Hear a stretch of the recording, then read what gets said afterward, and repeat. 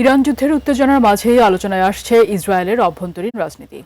বড়সড় দুর্নীতির অভিযোগ উঠেছে প্রেসিডেন্ট নেতানিয়াহুর বিরুদ্ধে, আর সেই দুর্নীতির মামলা বন্ধ করতে ক্ষমা চেয়ে আবেদনও করেছেন তিনি। সেই সাথে দুর্নীতির বিচার বন্ধ রেখে ইরান যুদ্ধে মনোযোগী হতে চান এই ইসরায়েলি প্রেসিডেন্ট। বিস্তারিত জানাচ্ছেন তৌফিকুল ইসলাম আশিক। গত ২৮ ফেব্রুয়ারি ইরান যুদ্ধ শুরু হওয়ার পর থেকে এক প্রকার লোকচক্ষুর আড়ালেই ছিলেন ইসরায়েলি প্রধানমন্ত্রী। এতদিন কেবল রেকর্ড করা ভিডিও বার্তার মাধ্যমে নিজের অস্তিত্ব জানান দিলেও বৃহস্পতিবার প্রথমবারের মতো সরাসরি সাংবাদিকদের মুখোমুখি হন বেনিয়ামিন নেতানিয়াহু।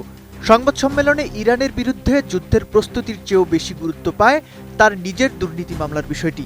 নেতানিয়াহু স্পষ্ট জানিয়েছেন তিনি প্রেসিডেন্ট আইজ্যাক হারজগের কাছে এই মামলা বন্ধ করে তাকে ক্ষমা করার আবেদন জানিয়েছেন। নেতানিয়াহুর দাবি বিচারিক প্রক্রিয়া এখন তার কাজের পথে বাধা হয়ে দাঁড়াচ্ছে। তার ভাষায়, এই মামলাটি কেবল তার সময় নষ্ট করছে না, বরং এটি রাষ্ট্রের গুরুত্বপূর্ণ কাজগুলো থেকেও তাকে দূরে সরিয়ে রাখছে। তিনি বলেন, প্রেসিডেন্টকে কেবল সঠিক কাজ করতে হবে এবং মামলাটি শেষ করতে হবে, যাতে আমি যুদ্ধ ও আঞ্চলিক কূটনীতিতে পুরোপুরি মনোযোগ দিতে পারি। নেতানিয়াহু আরও দাবি করেন, সামনে অনেক বড় কাজ রয়েছে এবং এই মুহূর্তে বিচারিক কোনো বাধা ছাড়াই তিনি শত্রু পরাজিত করা এবং মধ্যপ্রাচ্যে নতুন জোট গঠনের সুযোগ তৈরি করতে চান। নতুন বাংলাদেশ গড়তে এলো জুলফিকার স্টিল। জুলফিকার স্টিল, ইস্পাত দৃঢ় অঙ্গীকার।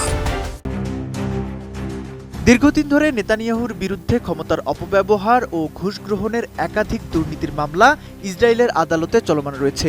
এই সংবাদ সম্মেলনের আগ পর্যন্ত তিনি ইসরায়েলি সংবাদ মাধ্যমের সরাসরি সাক্ষাৎকার এড়িয়ে চলতেন। বিশ্লেষকরা মনে করছেন, যুদ্ধের এই ভয়াবহ পরিস্থিতিকে কাজে লাগিয়ে তিনি দেশবাসীর আবেগ ও প্রেসিডেন্টের প্রশাসনিক ক্ষমতা ব্যবহার করে নিজের আইনি সুরক্ষা নিশ্চিত করতে চাইছেন। হোয়াইট হাউসের মতো ইসরায়েলি প্রধানমন্ত্রীর কার্যালয়ে কূটনৈতিক ও বেসামরিক তথ্যের নিয়মিত ব্রিফিং ব্যবস্থা না থাকায় এমন নাটকীয় বক্তব্যের মাধ্যমে তিনি জনমতের মোড় ঘোরানোর চেষ্টা করছেন। বর্তমানে ইসরায়েলি সামরিক বাহিনীর মুখপাত্র এপি দেফরিন নিয়মিত ব্রিফিং দিলেও তিনি কেবল সামরিক অভিযানের খুঁটিনাটি প্রকাশ করেন। নীতি নির্ধারণী বিষয়ে নেতানিয়াহুর এই হঠাৎ সরব হওয়াকে অনেকেই ভিন্নভাবে দেখছেন। যখন মার্কিন ডুমসডে প্লেন মধ্যপ্রাচ্যে অবস্থান করছে এবং পারমাণবিক যুদ্ধের শঙ্কা ঘনীভূত হচ্ছে, ঠিক সেই মুহূর্তেই নেতানিয়াহুর এই ব্যক্তিগত আইনি ছাড়ের দাবি ইসরায়েলি রাজনীতিতে ব্যাপক সমালোচনার জন্ম দিয়েছে। তৌফিকুল ইসলাম আশিক, এটিএন নিউজ।